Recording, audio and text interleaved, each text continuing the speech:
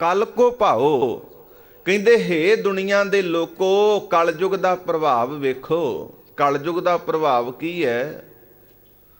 सुत मुकलाई अपनी माओ। सुत मुकलाई अपनी माओ, पुत्र ने अपनी मां नाल विआह कर लिया। भाव की मन रूपी पुत्र ने मां रूपी माया नू विआह लिया। हुण मन है जिहड़ा, मन नू सतगुरु ने गुरबाणी दे अंदर मन राजा मन मंगता दी गल भी कीती भी राजा भी है ये मन, ते ये मन मंगता भी है। ये मन पापी भी है, ये मन सुल्तान भी है। राजा बालक नगरी काची दुष्टा नाल प्यारो। सतगुरु कहंदे राजा बालक, राजा बालक नगरी काची दुष्टा नाल प्यारो। राजा बालक ये अनजान है। इस मन का जिहड़ा राजा है, मन है जिहड़ा इस शरीर रूपी किले का राजा है। शरीर रूपी किले का राजा है मन, पर है ये अनजान। अनजान क्यों? क्योंकि दुष्टां नाल प्यारो। दुष्टां दे नाल काम क्रोध लोभ मोह हंकार विषय विकारां दे नाल इस मन दा प्यार है। क्योंकि मन कुंचर काया उद्यान है। गुर अंकुश सच शब्द निशान है। सतगुरु कृपा कर दे। मन कुंचर, मन हाथी की तरह हंकारिया होया। मन कुंचर काया उद्यान है। आ जिहड़ी काया साडी शरीर है एक जंगल की तरह, जंगल की तरह। मन कुंचर मन हाथी की तरह, काया उद्यान है काया जंगल की तरह। पर गुर अंकुश सच शब्द निशान है। जदों एक हाथी महावत ते महावत दे कुंडे तो बिना हुंदा है, उदों बड़ा कई वारी जानी ते माली नुकसान कर देंदा है। पर जदों ओ हाथी महावत दे वस पै जाए, फिर एक उहदे सिर ते मरिया जिहा कमज़ोर जिहा महावत बैठा हुंदा है। वो जिधर नूं लोहे दा कुंडा मारदा फिर उधर नूं हाथी तुर पैंदा है। इसे तरह मन कुंचर पीलक गुरु ज्ञान कुंडा जह खिंचै तह जाओ। नानक हस्ती कुंडे बाहरा फिर उजड़ पाए। सतगुरु सच्चे पातशाह कहंदे मन कुंचर, मन है हाथी, पर इनू वस करन दे वास्ते मन कुंचर पीलक गुरु, महावत बना अपने गुरु नू। गुरु मारे ज्ञान दा कुंडा। जिवें हाथी फड़ के महावत उहदे सिर ते बैठ के लोहे दा कुंडा मारदा, जिधर नूं प्रेरदा उधर नूं हाथी जांदा है। मन कुंचर पीलक गुरु ज्ञान कुंडा। जदों गुरु ज्ञान दा कुंडा इस हाथी रूपी मन दे सिर च मारेगा, फिर जै खिंचै तह जाओ। फिर जिधर नूं खिंचेगा मेरा सतगुरु ज्ञान दे मार्ग दे द्वारा रस्ता दसेगा, फिर सतगुरु कहंदे गल तां बनेगी। नहीं ते नानक हस्ती कुंडे बाहरा। जेड़ा हाथी कुंडे तो बाहर है, फिर वो कई बारी जानी ते माली नुकसान कर देंदा है। इस करके मन कुंचर काया उद्यान है। गुर अंकुश, अंकुश का अर्थ हुंदा कुंडा। गुर अंकुश सच शब्द निशाना है। फिर गुरु दे शब्द दे द्वारा इस मन रूपी हाथी नूं सही रस्ता पता लगदा, सही रस्ता। हजूर कहंदे देखो लोगा कल को भाओ, सुत मुकुलाई अपनी माओ। आरंभक पंक्ति है इस पावन शब्द दी। कहंदे जोए खसम है जाया, पूत बाप खिलाया। बिन श्रवणा खीर पिलाया। जोए खसम है जाया। जोए ਜੋਏ ਦਾ ਅਰਥ ਹੈ ਔਰਤ, ਇਸਤਰੀ। ਖਸਮ ਦਾ ਅਰਥ ਹੈ ਪਤੀ। ਜਾਇਆ ਦਾ ਅਰਥ ਹੈ ਜਨਮਣਾ, ਜੰਮਣਾ, ਜਨਮ ਦੇਣਾ। ਹੁਣ ਇੱਥੇ ਗੱਲ ਕੀਤੀ ਜੋਏ ਖਸਮ ਹੈ ਜਾਇਆ, ਵੀ ਜਿਹੜੀ ਮਾਇਆ ਹੈ, ਇਸ ਮਾਇਆ ਰੂਪੀ ਮਾਂ ਨੇ, ਮਾਇਆ ਰੂਪੀ ਔਰਤ ਨੇ ਮਨ ਨੂੰ ਜਨਮ ਦਿੱਤਾ ਹੈ। ਭਾਵ ਕਿ ਮਾਇਆ ਨੇ ਆਪਣੇ ਖਸਮ ਨੂੰ ਜਨਮ ਦਿੱਤਾ ਹੈ। ਜੋਏ ਖਸਮ ਹੈ ਜਾਇਆ। ਸਤਿਗੁਰੂ ਸੱਚੇ ਪਾਤਸ਼ਾਹ ਕਹਿੰਦੇ ਮਾਇਆ ਨੇ ਮਨ ਨੂੰ ਜਨਮ ਦਿੱਤਾ ਹੈ। ਕਿਉਂਕਿ ਰਹਾਉ ਦੀ ਪੰਕਤੀ 'ਚ ਗੱਲ ਕੀਤੀ ਵੀ ਸੁੱਤ ਮੁਕਲਾਈ ਆਪਣੀ ਮਾਓ। ਸੁੱਤ ਮੁਕਲਾਈ ਆਪਣੀ ਮਾਓ।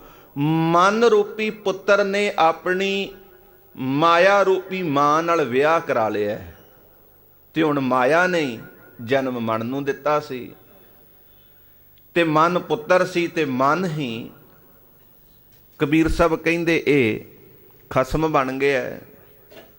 ਹੁਣ ਜੋਏ ਖਸਮ ਹੈ ਜਾਇਆ, ਜਿਸ ਮਾਇਆ ਨੇ ਮਨ ਨੂੰ ਜਨਮ ਦਿੱਤਾ, ਫਿਰ ਪੂਤ ਬਾਪ ਖਿਲਾਇਆ। ਪੂਤ ਪੁੱਤਰ ਮਨ, ਬਾਪ ਖਿਲਾਇਆ। ਇਹਦਾ ਬਾਪ ਹੈ ਜੀਵ ਆਤਮਾ।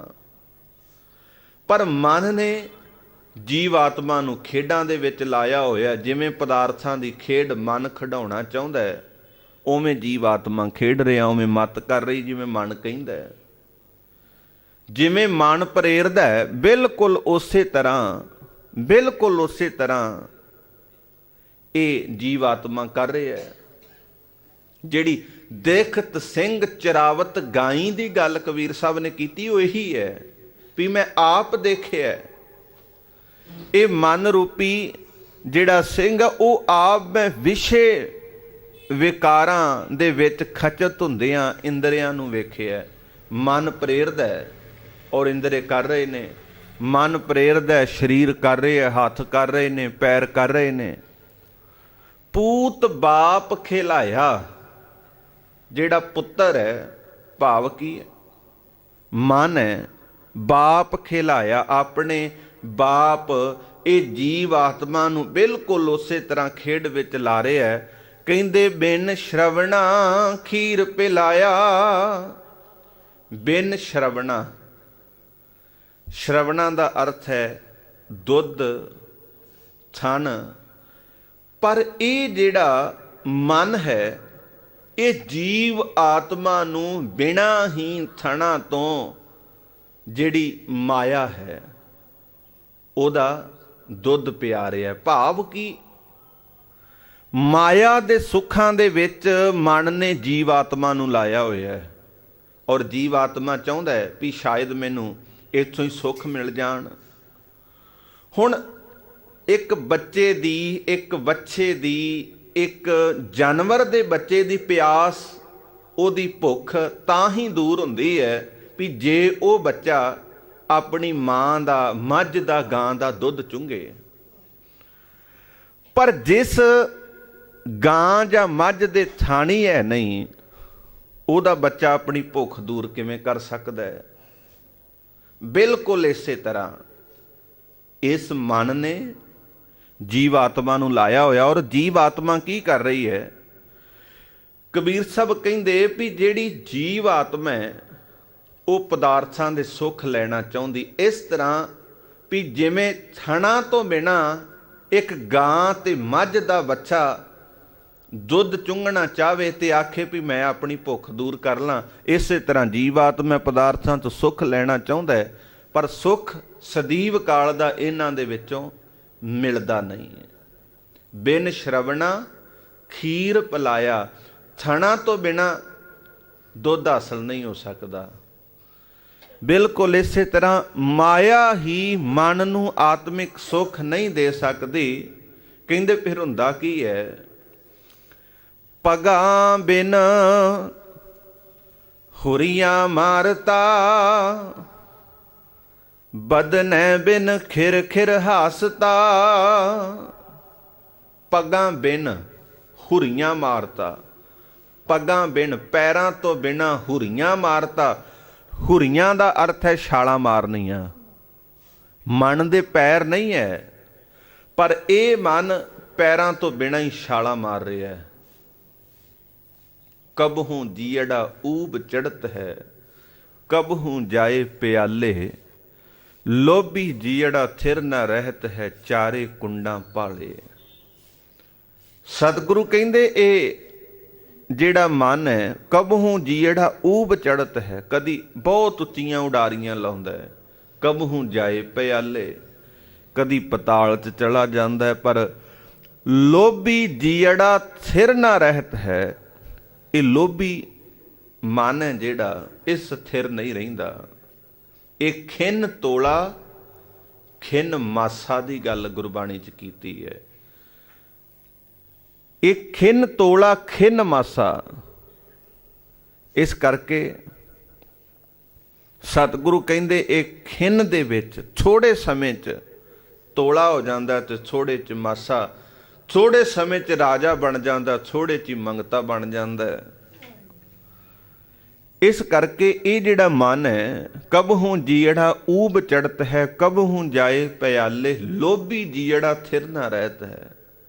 ਲੋਭੀ ਮਨ ਹੈ ਨਾ ਜਿਹੜਾ, ਉਹ ਸਥਿਰ ਨਹੀਂ ਰਹਿੰਦਾ। ਚਾਰੇ ਕੁੰਡਾਂ ਭਾਲੇ।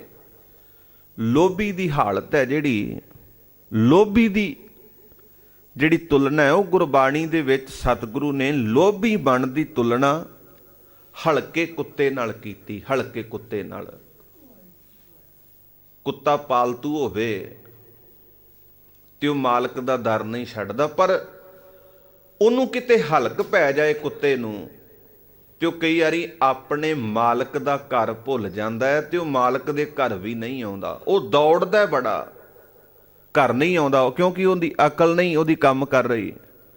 ਕਈ ਵਾਰੀ ਕੀ ਹੁੰਦਾ ਹੈ, ਤੁਸੀਂ ਸਾਰਿਆਂ ਨੇ ਸੁਣਿਆ ਅਖਬਾਰਾਂ ਦੇ ਵਿੱਚ, ਟੀਵੀ ਚੈਨਲਾਂ ਤੇ, ਜਦੋਂ ਕੋਈ ਮੰਦ ਬੁੱਧੀ ਪਾਗਲ ਆਪਣੇ ਘਰ ਹੁੰਦਾ ਹੈ ਤੇ ਉਹਨੂੰ ਬੜਾ ਰੋਕ ਰੋਕ ਕੇ ਜਿੰਦਰੇ ਤਾਲੇ ਲਾ ਕੇ ਰੱਖਣਾ ਪੈਂਦਾ ਹੈ।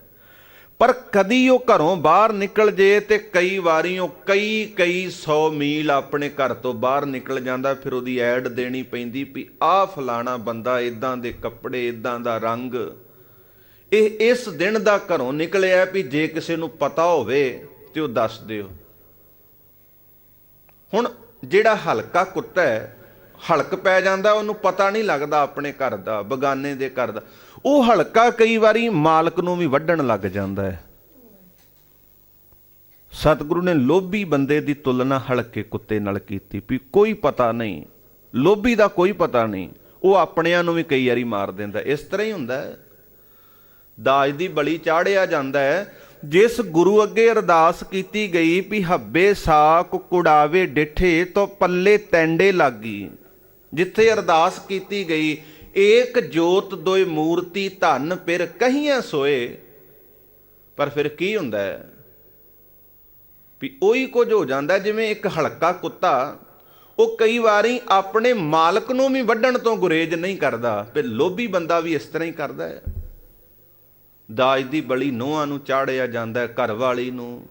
ਜਦੋਂ ਬੰਦਾ ਲੋਭੀ ਹੋਵੇ ਤੇ ਘਰ ਕੋਈ ਨਾ ਹੋਵੇ ਤੇ ਕਈ ਵਾਰੀ ਘਰ ਵਾਲੀ ਉਹ ਗੁਆਂਢੀਆਂ ਲਸਾਉਂਦੀ ਵੀ ਮੇਰੇ ਘਰ ਵਾਲੇ ਦਾ ਕੋਈ ਪਤਾ ਨਹੀਂ, ਉਹ ਲੋਭੀ ਹੈ।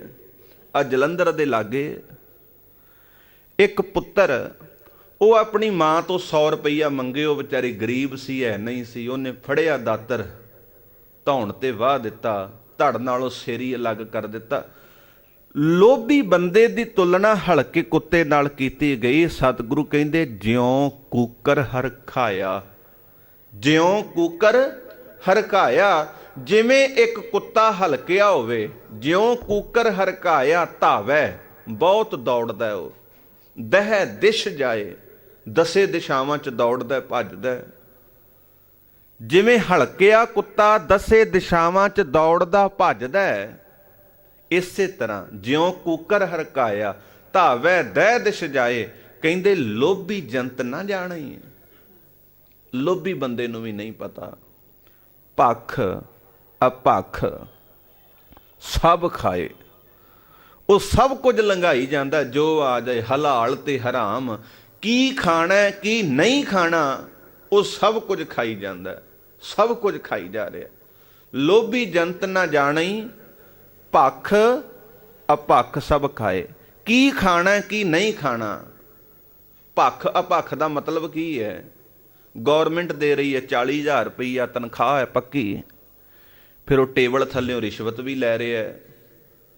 ਕੋਟ 'ਚ ਕਾਲਾ ਕੋਟ ਪਾ ਕੇ ਉਹ ਵਿਕ ਵੀ ਜਾਂਦਾ ਹੈ। ਹਸਪਤਾਲ ਵਿੱਚ ਚਿੱਟਾ ਕੋਟ ਪਾ ਕੇ ਉਹ ਕਈ ਵਾਰੀ ਕੁੜੀਆਂ ਨਾਲ ਮੁੰਡੇ ਤੇ ਮੁੰਡਿਆਂ ਨਾਲ ਕੁੜੀਆਂ ਵੀ ਵਟਾ ਦਿੰਦਾ ਹੈ। ਇਹੀ ਗੱਲ ਕੀਤੀ ਵੀ ਲੋਭੀ ਜੰਤ ਨਾ ਜਾਣਈ, ਲੋਭੀ ਬੰਦੇ ਨੂੰ ਨਹੀਂ ਪਤਾ ਭਖ ਅਭਖ ਸਭ ਖਾਏ, ਕੀ ਖਾਣਾ ਤੇ ਕੀ ਨਹੀਂ ਖਾਣਾ। ਸਤਿਗੁਰੂ ਕਹਿੰਦੇ ਬਿਰਥਾ ਕਹੋ ਕੌਣ ਸਿਓ ਮਨ ਕੀ। ਗੁਰੂ ਤੇਗ ਬਹਾਦਰ ਸਾਹਿਬ ਦਾ ਇਹ ਬਚਨ ਹੈ। ਕਹਿੰਦੇ ਮੈਂ ਕਿਹਦੇ ਅੱਗੇ ਆਪਣੇ ਮਨ ਦੀ ਬਿਰਥਾ ਰੱਖਾਂ, ਕਿਹਨੂੰ ਮੈਂ ਆਪਣੇ ਮਨ ਦਾ ਦੁੱਖ ਫੋਲ ਕੇ ਸੁਣਾਵਾਂ। ਬਿਰਥਾ ਕਹੋ ਕੌਣ ਸਿਓ ਮਨ ਕੀ, ਮੈਂ ਆਪਣੇ ਮਨ ਦੀ ਵਿਥਿਆ ਬਿਰਥਾ ਦੁੱਖ ਕਿਹਦੇ ਨਾਲ ਸਾਂਝਾ ਕਰਾਂ। ਕਹਿੰਦੇ ਲੋਭ ਗਰਸਿਓ ਦਸ ਹੂੰ ਦਿਸ਼ ਧਾਵਤ। ਲੋਭੀ ਬੰਦਾ, ਹਰੇਕ ਲੋਭੀ ਹੈ, ਆਪਣੇ ਘਰ ਨੂੰ ਹਰੇਕ ਕਿਸੇ ਆਣਾ। ਲੋਭ ਗਰਸਿਓ ਦਸ ਹੂੰ ਦਿਸ ਧਾਵਤ। ਦਸੇ ਦਿਸ਼ਾਵਾਂ 'ਚ ਹਰੇਕ ਦੌੜ ਰਿਹਾ, ਸਵੇਰ ਤੋਂ ਸ਼ਾਮ ਤੱਕ, ਸ਼ਾਮ ਤੋਂ ਸਵੇਰ ਤੱਕ ਮਾਇਆ ਦੀ ਦੌੜ ਭੱਜ ਹੈ। ਹਜ਼ੂਰ ਸੱਚੇ ਪਾਤਸ਼ਾਹ ਕਹਿੰਦੇ ਲੋਭ ਗਰਸਿਓ ਦਸ ਹੂੰ ਦਿਸ਼ ਧਾਵਤ, ਆਸਾ ਲਾਗਿਓ ਧਨ ਕੀ। ਆਸ ਕਾਹਦੀ ਹੈ? ਧਨ ਦੀ। ਚਾਰ ਇੱਥੋਂ ਵੀ ਜੁੜ ਜਾਣ, ਉੱਥੋਂ ਜੁੜ ਜਾਣ। ਸਤਿਗੁਰੂ ਕਹਿੰਦੇ ਆਸਾ ਲਾਗਿਓ ਧਨ ਕੀ। ਫਿਰ ਕਹਿੰਦੇ ਦੁਆਰੈ ਦੁਆਰ ਸੁਆਣ ਜਿਉਂ ਡੋਲਤ। ਜਿਵੇਂ ਇੱਕ ਅਵਾਰਾ ਕੁੱਤਾ ਕਦੀ ਇੱਕ ਦਰ, ਫਿਰ ਦੂਜੇ ਤੇ, ਫਿਰ ਤੀਜੇ ਤੇ। ਦੁਆਰੈ ਦੁਆਰ ਸੁਆਣ ਜਿਉਂ ਡੋਲਤ, ਨਹਿ ਸੁਧ ਰਾਮ ਭਜਨ ਕੀ। ਹਜੇ ਤੱਕ ਵੀ ਸਮਝ ਨਹੀਂ।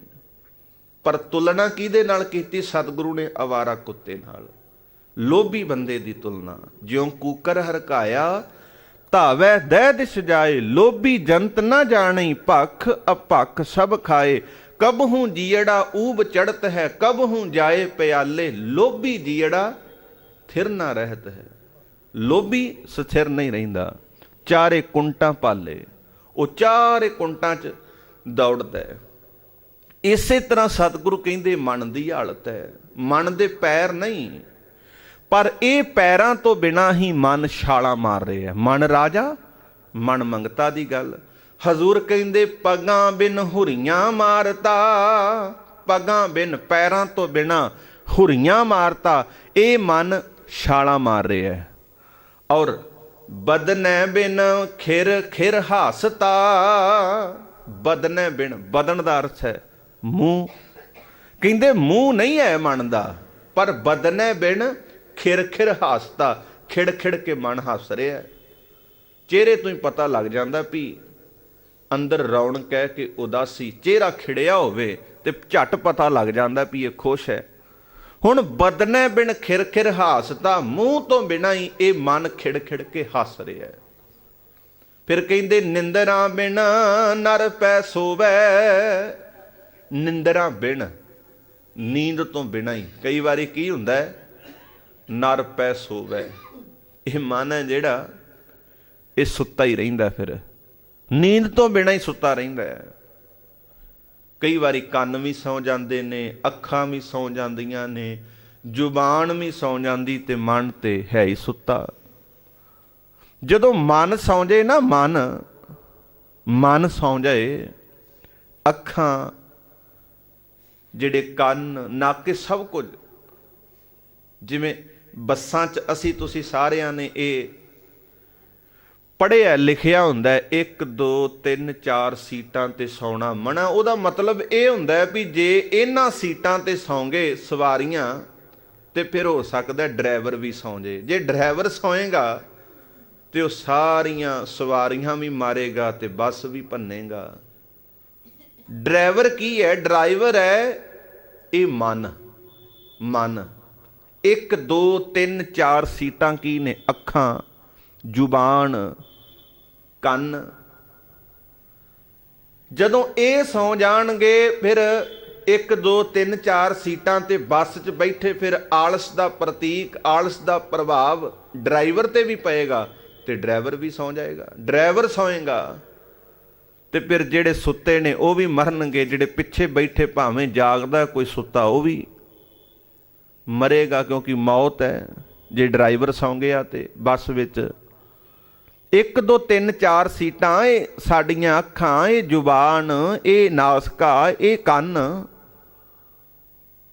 ਹੁਣ ਸਤਿਗੁਰੂ ਕਹਿੰਦੇ ਇਹ ਵੀ ਸੁੱਤੇ ਹੋਏ ਨੇ, ਮਨ ਵੀ ਸੁੱਤਾ ਹੋਇਆ। ਕੋਈ ਜਾਗਦਾ ਹੈ ਇਸ ਸਰੀਰ ਵਿੱਚ? ਕੋਈ ਹੈ ਜਾਗਦਾ? ਸਤਿਗੁਰੂ ਦਾ ਪਾਵਨ ਬਚਨ ਹੈ, ਨੈਨੋ ਨੀਂਦ ਪਰ ਦ੍ਰਿਸ਼ਟ ਵਿਕਾਰ, ਸ਼ਰਵਣ ਸੋਏ ਸੁਣ ਨਿੰਦ ਵਿਚਾਰ, ਰਸਨਾ ਸੋਈ ਲੋਭ ਮਿਠੈ ਸਾਧ, ਮਨ ਸੋਇਆ ਮਾਇਆ ਬਿਸਮਾਦ। ਸਤਿਗੁਰੂ ਕਹਿੰਦੇ ਨੈਨੋ ਨੀਂਦ ਪਰ ਦ੍ਰਿਸ਼ਟ ਵਿਕਾਰ, ਵਿਕਾਰਾਂ ਦੇ ਵਿੱਚ ਖਚਤ ਨੈਣ ਵੀ ਸੁੱਤੇ ਹੋਏ ਨੇ।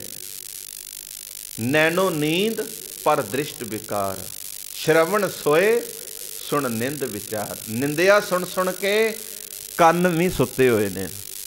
ਨੈਣੋ ਨੀਂਦ ਪਰ ਦ੍ਰਿਸ਼ਟ ਵਿਕਾਰ, ਸ਼ਰਵਣ ਸੋਏ ਸੁਣ ਨਿੰਦ ਵਿਚਾਰ, ਰਸਨਾ ਸੋਈ, ਜ਼ੁਬਾਨ ਵੀ ਸੁੱਤੀ ਹੈ। ਕਾਹਦੇ ਨਾਲ?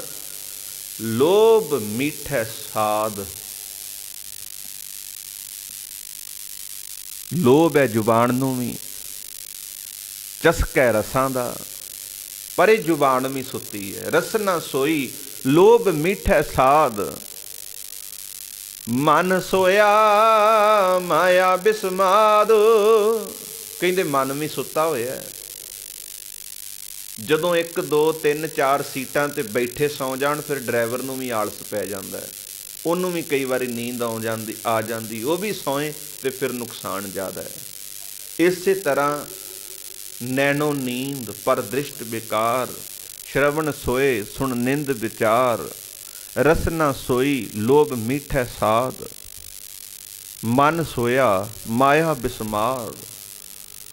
ਇਸ ਗ੍ਰਹਿ ਮਹਿ ਕੋਈ ਜਾਗਤ ਰਹੈ। ਸਤਿਗੁਰੂ ਕਹਿੰਦੇ ਹੈ ਕੋਈ ਜਿਹੜਾ ਇਸ ਸਰੀਰ ਰੂਪੀ ਘਰ ਵਿੱਚ ਜਾਗਦਾ ਹੈ। ਇਸ ਗ੍ਰਹਿ ਮੈਂ ਕੋਈ ਜਾਗਤ ਰਹੈ, ਸਾਬਤ ਵਸਤ ਉਹ ਆਪਣੀ ਲਹੈ। ਕਹਿੰਦੇ ਵੀ ਇਸ ਘਰ ਵਿੱਚੋਂ ਆਪਣੀ ਸਾਖਸ਼ਾਤ ਸਾਬਤ ਵਸਤੂ ਸੰਭਾਲ ਕੇ ਰੱਖ ਲਏ ਕਿ ਸਾਰੇ ਸੁੱਤੇ ਹੋਏ ਨੇ। ਇਸ ਕਰਕੇ ਹਜ਼ੂਰ ਕਹਿੰਦੇ ਵੀ ਇਹ ਜਿਹੜਾ ਮਨ ਹੈ ਨਾ, ਇਹ ਸੁੱਤਾ ਹੁੰਦਾ। ਕਈ ਵਾਰੀ ਸਰੀਰ ਨੂੰ ਨੀਂਦ ਆਏ ਭਾਵੇਂ ਨਾ ਆਏ, ਪਰ ਮਨ ਫਿਰ ਵੀ ਸੁੱਤਾ ਹੁੰਦਾ। ਬੰਦਾ ਹੁੰਦਾ ਜਾਗਦਾ ਹੀ ਹੈ। ਇੱਕ ਵਾਰੀ ਕੋਈ ਗੱਲ ਦੱਸੇ ਮਨ ਹਾਜ਼ਰ ਨਹੀਂ ਹੁੰਦਾ, ਉਹ ਕਹਿੰਦਾ ਕੀ ਆਖਿਆ ਹੀ। ਦੂਜੀ ਵਾਰੀ ਫਿਰ ਪਤਾ ਨਹੀਂ ਲੱਗਦਾ, ਫਿਰ ਹਾਜ਼ਰ ਨਹੀਂ, ਕੀ ਆਖਿਆ ਉਹ ਫਿਰ ਦੱਸਦਾ। 2-3 ਵਾਰਾਂ 'ਚ ਪਤਾ ਲੱਗਦਾ ਵੀ ਆਹ ਆਖਿਆ।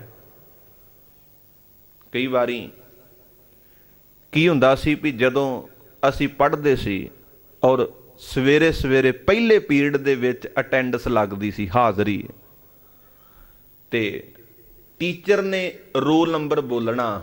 1 ਉਹਨੇ ਕਹਿਣਾ ਜੈਸ ਸਰ ਜਾਂ ਜੈਸ ਮੈਡਮ, 2 ਉਹਨੇ ਜੈਸ ਬੋਲੀ ਜਾਣਾ। ਹੁੰਦਾ ਕੀ ਸੀ ਵੀ ਜਿਹੜਾ ਕੋਈ ਰੋਲ ਨੰਬਰ ਭਾਵੇਂ ਹੁੰਦਾ ਤੇ ਕਲਾਸ 'ਚ ਹਾਜ਼ਰ ਸੀ, ਪਰ ਜਿਹਨੇ ਜੈਸ ਨਹੀਂ ਸੀ ਨਾ ਆਖਿਆ ਹੁੰਦਾ, ਉਹਦੀ ਕਈ ਵਾਰੀ ਹਾਜ਼ਰ ਦੀ ਵੀ ਗੈਰ ਹਾਜ਼ਰੀ ਲੱਗ ਜਾਂਦੀ ਸੀ। ਅਟੈਂਡੈਂਸ ਨਹੀਂ ਸੀ ਲੱਗਦੀ, ਉਹਦੀ ਗੈਰ ਹਾਜ਼ਰੀ ਲੱਗ ਜਾਂਦੀ ਸੀ ਉਹਦੀ। ਹੁੰਦਾ ਭਾਵੇਂ ਉਹ ਕਲਾਸ 'ਚ ਸੀ ਪਰ ਬੋਲਦਾ ਨਹੀਂ। ਕਈ ਵਾਰੀ ਸਾਡੀ ਵੀ ਹਾਲਤ ਹੁੰਦੀ ਹੈ, ਅਸੀਂ ਹੁੰਨੇ ਹਾਜ਼ਰ ਹਾਂ, ਪਰ ਸਾਡੀ ਹਾਜ਼ਰਾਂ ਦੀ ਵੀ ਗੈਰ ਹਾਜ਼ਰੀ ਲੱਗ ਜਾਂਦੀ ਹੈ। ਗੈਰ ਹਾਜ਼ਰਾਂ ਦੀ ਵੀ ਕਈ ਵਾਰੀ ਹਾਜ਼ਰੀ ਲੱਗ ਜਾਂਦੀ, ਕਈ ਵਾਰੀ ਹਾਜ਼ਰ ਗੈਰ ਹਾਜ਼ਰ ਤੇ ਗੈਰ ਹਾਜ਼ਰ ਹਾਜ਼ਰ ਵੀ ਹੋ ਜਾਂਦਾ ਹੈ ਮਨ ਕਰਕੇ। ਹੁਣ ਸਰੀਰ ਕਰਕੇ ਕਈ ਵਾਰੀ ਬੰਦਾ ਜਾਗਦਾ ਹੁੰਦਾ ਹੈ, ਪਰ ਮਨ ਕਰਕੇ ਸੁੱਤਾ ਹੁੰਦਾ ਹੈ। ਮਨ ਇੱਧਰ ਉੱਧਰ ਹੋ ਜਾਏ, ਝੱਟ ਜਿਹੜੀ ਗੱਲ ਉਹ ਪਕੜ ਵਿੱਚ ਨਹੀਂ ਆਉਂਦੀ। ਹਜ਼ੂਰ ਕਹਿੰਦੇ ਨਿੰਦਰਾਂ ਬਿਨ ਨਰ ਪੈ ਸੋਵੈ। ਇਹ ਜਿਹੜਾ ਮਨ ਇਹ ਸੁੱਤਾ ਹੋਇਆ ਹੈ, ਪੂਰਾ ਬੇਪਰਵਾਹ ਹੋ ਕੇ, ਬਿਨ ਬਾਸਨ ਖੀਰ ਬਲੋਵੈ। ਬਿਨ ਬਾਸਣ ਖੀਰ ਬਲੋਵੈ। ਬਾਸਣ ਦਾ ਅਰਥ ਹੈ ਭਾਂਡਾ, ਖੀਰ ਦਾ ਅਰਥ ਹੈ ਦੁੱਧ, ਬਿਲੋਵੇ ਦਾ ਅਰਥ ਹੈ ਰਿੜਕਣਾ, ਬਿਨ ਦਾ ਅਰਥ ਹੈ ਬਿਨਾ। ਹੁਣ ਜਦੋਂ ਵੀ ਘਰਾਂ ਦੇ ਵਿੱਚ ਦੁੱਧ ਰਿੜਕਿਆ ਜਾਂਦਾ ਹੈ ਤੇ ਉਹ ਦੁੱਧ ਰਿੜਕਿਆ ਜਾਂਦਾ ਹੈ ਭਾਂਡੇ ਦੇ ਵਿੱਚ, ਪਰ ਸਤਿਗੁਰੂ ਕਹਿੰਦੇ ਜਿਹੜਾ ਮਨ ਹੈ ਨਾ, ਇਹ ਭਾਂਡੇ ਤੋਂ ਬਿਨਾਂ ਹੀ ਦੁੱਧ ਰਿੜਕ ਰਿਹਾ ਹੈ, ਸ਼ੇਖ ਚਿੱਲੀ ਵਾਲੀਆਂ ਗੱਲਾਂ ਕਰ ਰਿਹਾ ਹੈ। ਭਾਂਡਾ ਹੋਵੇਗਾ, ਭਾਂਡੇ 'ਚ ਦੁੱਧ ਹੋਵੇਗਾ ਤਾਂ ਹੀ ਉਹਦੇ 'ਚ ਮਧਾਣੀ ਪਏਗਾ ਨਾ। ਜੇ ਭਾਂਡਾ ਹੀ ਨਾ ਹੋਵੇਗਾ ਤੇ ਦੁੱਧ ਕਾਹਦੇ 'ਚ ਟਿਕੇਗਾ, ਤੇ ਰਿੜਕਾਂਗੇ ਕੀ, ਪ੍ਰਾਪਤ ਕੀ ਹੋਏਗਾ। ਪਰ ਇਹ ਜਿਹੜਾ ਮਨ ਹੈ ਨਾ, ਸਾਡਾ ਮਨ, ਉਹ ਕਹਿੰਦੇ ਵੀ ਇਸ ਤਰ੍ਹਾਂ ਹਾਲਤ ਹੈ ਇਸ ਮਨ ਦੀ ਵੀ ਬਿਨ ਬਾਸਣ ਖੀਰ ਬਲੋਵੈ, ਬਿਨਾਂ ਹੀ ਭਾਂਡੇ ਤੋਂ ਦੁੱਧ ਰਿੜਕਿਆ ਜਾ ਰਿਹਾ। ਸ਼ੇਕ ਚਿੱਲੀ ਵਾਲੀਆਂ ਗੱਲਾਂ। ਮਨ ਬਹੁਤ ਕੁਝ ਚਾਹੁੰਦਾ ਹੈ, ਬਹੁਤ ਕੁਝ ਚਾਹੁੰਦਾ ਵੀ ਮੈਂ ਉਹ ਵੀ ਹਾਸਲ ਕਰ ਲਾਂ, ਆਹ ਵੀ ਕਰ ਲਾਂ। ਇਹ ਭਾਂਡੇ ਤੋਂ ਬਿਨਾਂ ਦੁੱਧ ਰਿੜਕਿਆ ਜਾ ਰਿਹਾ, ਹਾਸਲ ਕੁਝ ਵੀ ਨਹੀਂ ਹੋਣਾ। ਸਾਡੀ ਸਾਰਿਆਂ ਦੀ ਹਾਲਤ ਹੈ। ਹਰੇਕ ਬੰਦਾ ਸ਼ੇਖ ਚਿੱਲੀ ਵਾਲੀਆਂ ਗੱਲਾਂ ਕਰਦਾ, ਜਿੱਥੇ ਤੱਕ ਬੰਦੇ ਦੀ ਪਾਇਆਂ ਤੇ ਪਹੁੰਚ ਵੀ ਨਹੀਂ, ਔਰ ਆਪਣਾ ਸਮਾਂ ਉਹਨਾਂ ਸੋਚਾਂ ਦੇ ਵਿੱਚ ਸੋਚ ਸੋਚ ਕੇ ਲੰਘਾ ਦਿੰਦਾ ਹੈ। ਇਸ ਕਰਕੇ ਹਜ਼ੂਰ ਕਹਿੰਦੇ ਬਿਨ ਬਾਸਨ ਖੀਰ ਬਲੋਵੈ, ਬਿਨ ਅਸਥਨ ਗਊ ਲਵੇਰੀ, ਪੈਂਡੇ ਬਿਨ ਬਾਟ ਕਨੇਰੀ। ਬਿਨ ਅਸਥਨ, ਥਣਾ ਤੋਂ ਬਿਨਾ ਗਊ ਲਵੇਰੀ। ਥਣਾ ਤੋਂ ਬਿਨਾ ਕੀ ਲਵੇਰੀ ਹੋਈ ਬਈ? ਲਵੇਰੀ ਤੇ ਉਹਨੂੰ ਕਹਿੰਦੇ ਵੀ ਜਿਹੜੀ ਸੱਜਰ ਸੂਈ ਹੋਵੇ ਤੇ 5-7 ਕਿਲੋ 10-12 ਕਿਲੋ ਦੁੱਧ ਦੇ। ਹੁਣ ਜਿਹਦੇ ਥਾਣੀ ਨਹੀਂ ਹੈ ਤੇ ਉਹ ਗਾਂ ਨੇ ਦੁੱਧ ਕੀ ਦੇਣਾ? ਉਹ ਲਵੇਰੀ ਕੀ, ਉਹ ਮੱਝ ਲਵੇਰੀ ਕਾਹਦੀ? ਜਿਹਦੇ ਥੱਲੇ ਦੁੱਧ ਹੀ ਹੈ, ਥਾਣੀ ਹੈ ਨਹੀਂ ਜਿਹਦੇ ਥੱਲੇ। ਹੁਣ ਇਹੀ ਹਾਲਤ ਹੈ। ਬਿਨ ਅਸਥਨ ਗਊ ਲਵੇਰੀ। ਇਹ ਜਿਹੜੀ ਮਾਇਆ ਹੈ ਨਾ, ਮਾਇਆ, ਮਨ ਨੇ ਕੀ ਕੀਤਾ ਹੈ ਵੀ ਮਨ ਮਾਇਆ ਦੇ ਵਿੱਚੋਂ ਸੁੱਖ ਵੇਖਣਾ ਚਾਹੁੰਦਾ ਹੈ। ਮਾਇਆ ਚੋਂ ਸੁੱਖ ਇਸ ਤਰ੍ਹਾਂ ਵੀ ਜਿਵੇਂ ਥਣਾ ਤੋਂ ਬਿਨਾ ਬੰਦਾ ਆਖੇ ਵੀ ਇਹ ਗਾਂ ਮੱਝ ਲਵੇਰੀ ਹੈ। ਹੁਣ ਉਹ ਲਵੇਰੀ ਕਾਹਦੀ? ਜਿਹਦੇ ਥਾਣੀ ਨਹੀਂ ਹੈ, ਉਹਨੇ ਦੁੱਧ ਕੀ ਦੇਣਾ? ਬਿਲਕੁਲ ਇਸੇ ਤਰ੍ਹਾਂ ਸਾਡੇ ਮਨ ਨੇ ਜੀਵ ਆਤਮਾ ਨੂੰ ਪਦਾਰਥਾਂ ਦੇ ਵਿੱਚ ਲਾਇਆ ਹੋਇਆ ਹੈ। ਪਦਾਰਥਾਂ 'ਚ ਸੁੱਖ ਲੱਭਣਾ ਚਾਹੁੰਦਾ ਜੀਵ ਆਤਮਾ, ਮਨ ਦੇ ਪਿੱਛੇ ਲੱਗ ਕੇ। ਔਰ ਇਹਦੇ 'ਚੋਂ ਸੁੱਖ ਕਿਹੜੇ ਪ੍ਰਾਪਤ ਹੋਣਗੇ? ਤੇ ਸੁੱਖ ਇਸ ਤਰ੍ਹਾਂ ਵੀ ਬਿਨ ਅਸਥਨ ਗਊ ਲਵੇਰੀ। ਥਣਾ ਤੋਂ ਬਿਨਾਂ ਦੁੱਧ ਹੀ ਨਹੀਂ ਆ ਸਕਦਾ। ਇਸ ਕਰਕੇ ਥਣਾ ਤੋਂ ਬਿਨਾਂ ਕਾਹਦੀ ਗਾਂ ਲਵੇਰੀ? ਜੀਵ ਆਤਮਾ ਵੀ ਚਾਹੁੰਦਾ ਵੀ ਪਦਾਰਥਾਂ 'ਚ ਸੁੱਖ ਮਿਲ ਜਾਣ, ਇਹਨਾਂ 'ਚੋਂ ਸੁੱਖ ਭੋਗ ਲਵਾਂ, ਪਰ ਨਹੀਂ। ਪੈਂਡੇ ਬਿਨ ਬਾਟ ਕਨੇਰੀ। ਪੈਂਡੇ ਤੋਂ ਬਿਨਾਂ, ਪੈਂਡਾ ਤੈਅ ਕਰਨ ਤੋਂ ਬਿਨਾਂ ਤੇ ਵਾਟ ਬਹੁਤੀ ਹੈ। ਜੇ ਗੁਰੂ ਨੂੰ ਰਸਤਾ ਨਹੀਂ ਪੁੱਛਿਆ ਫਿਰ ਬੜੀ ਲੰਮੀ ਵਾਟ ਹੈ।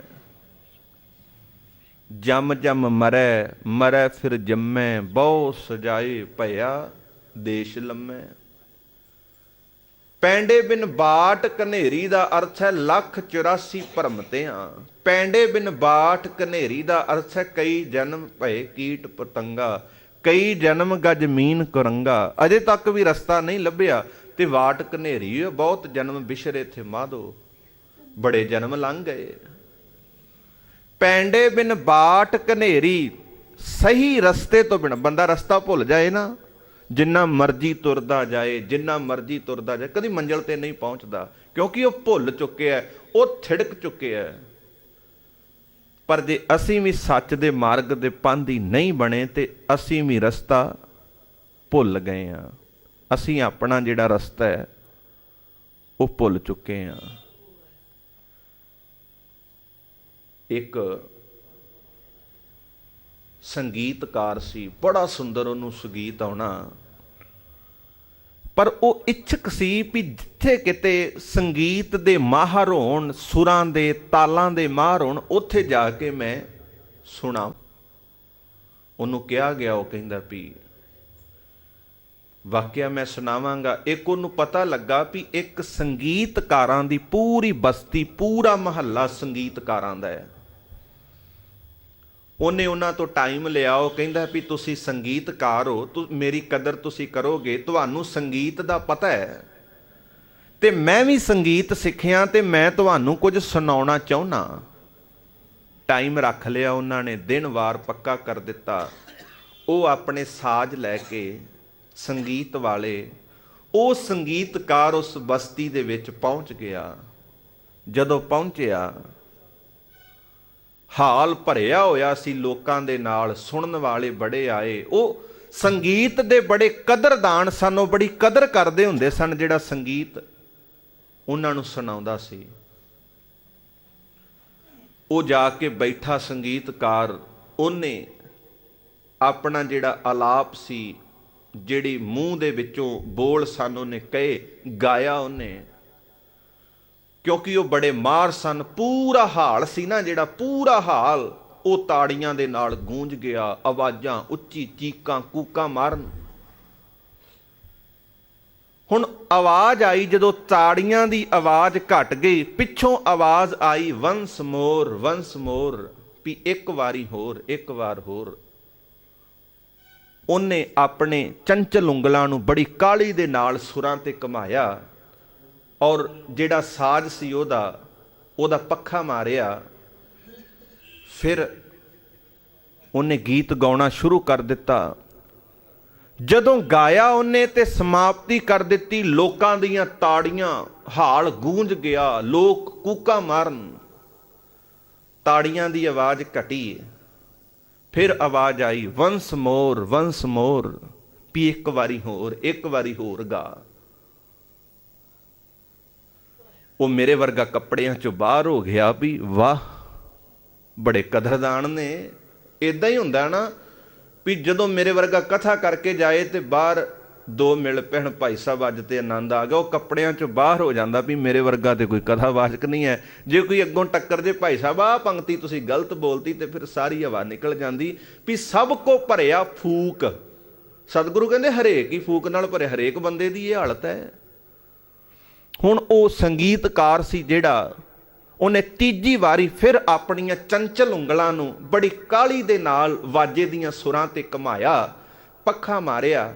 तीजी वारी फिर जदों उन्हें संगीत अपना शुरू किया, पूरी एकाग्रता, माहौल शांत हो गया।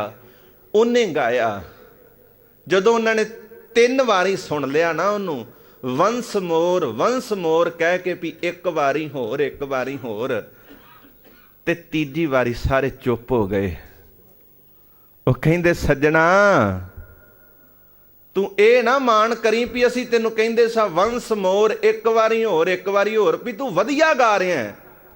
तू वधिया नहीं सा गाउंदा, तू ते ताल चों भी बेताल हो जाता सा ते सुर चों भी बेसुरा हो जाता सा। तेनों ते गाउण दी होई अकल नहीं। असी ते कहिंदे सा भी सुर विच आ, पहली वारी तू वधिया नहीं गाया, दूजी वारी गा लै। वो दूजी वारी भी नहीं हो गाया ते तीजी वारी गा लै।